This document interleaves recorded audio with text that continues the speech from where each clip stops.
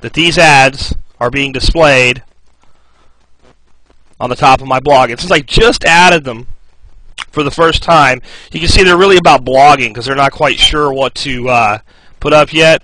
But now, just a few seconds later, now they're displaying ads about wine. So these are very relevant ads to my blog, and they should get a pretty good click-through rate.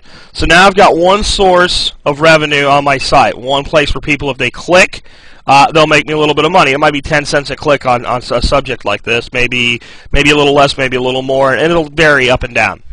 What I want to inform you right now to never do, if you're new to AdSense, do not ever click on your own ads. Do not ask anybody to click on your own ads, and do not put anything on your blog that says to click on the ads.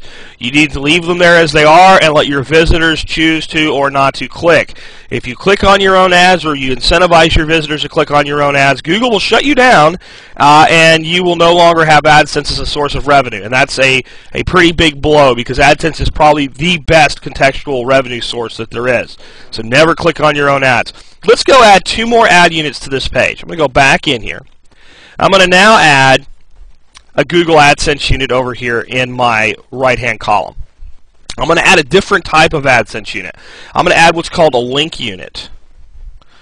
So when I come up here to the format, again, I've got, now here's what I wanted to show you before I go and do this. Notice that the big ad unit that I added on the footer is not available here. These are very narrow ads because they fit the column. So that's why when I wanted a big unit for my top, I started with a footer and then drug it up to the top. So now if I want a smaller ad unit, I can do it over here and drag it anywhere I want. But I want to go down here and take a link unit. I'm going to take the bigger of the 2 link units. It's 200 high by 90 pixels wide. I'm going to select that. You see these are just links. All right. I'm going to hit save. And they've been added to my blog. And I find link units work a little better if you don't quite put them at the very top, if you kind of blend them into your navigation structure. So my archive links will be here, my about link, the latest news, that type of thing. I'm going to hit save. Let's go look at my blog again. You can see over here there's nothing displayed between blog archive and about me. I'm going to hit refresh.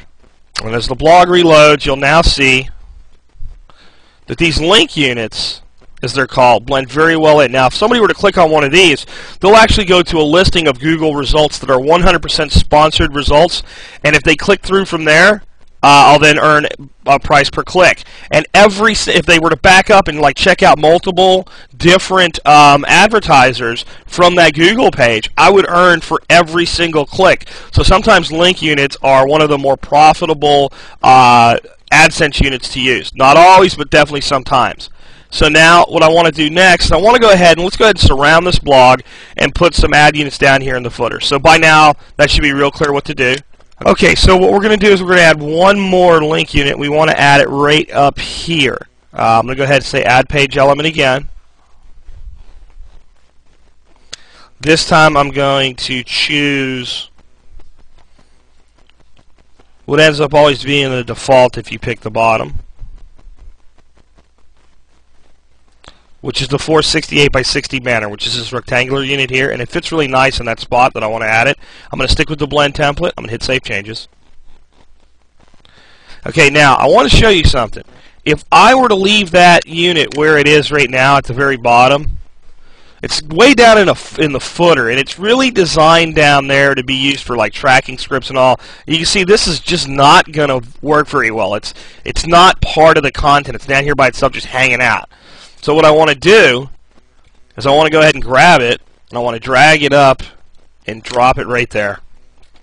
I'm going to save it. And again, I'm going to go ahead and do a refresh. And again, now I've got these ad units right into the blog itself. And when I go into an individual post, what I end up with is that individual post, instead of this long front page of the blog, actually surrounded by ads. So that I'm giving my user an opportunity at every turn to click on an ad. And the more opportunity I give them, the more clicks I'll get, and the more money I'm going to make. So here we have 2 ads. We have an ad unit. And then down here, right below the comments, we have more ads. And these ads will get more relevant over time. Again, right now they're kind of vacillating between actual wine ads and blog ads. So it'll take a little while for the system to realize that this is about wine and Chardonnay, and then those ads will get more relevant ads equal greater click-through. So that's how you do it. It's not really hard. I recommend that you get AdSense units onto your Blogger blogs, especially if you're building a bunch of Blogger blogs, mainly for the purposes of building link power and creating some viral marketing to push to another site. It's a great additional source of revenue, and please tune in to the next lesson. And we'd like to thank you for watching this video. This video was copyright 2007 by the ICE Marketing Group, LLC.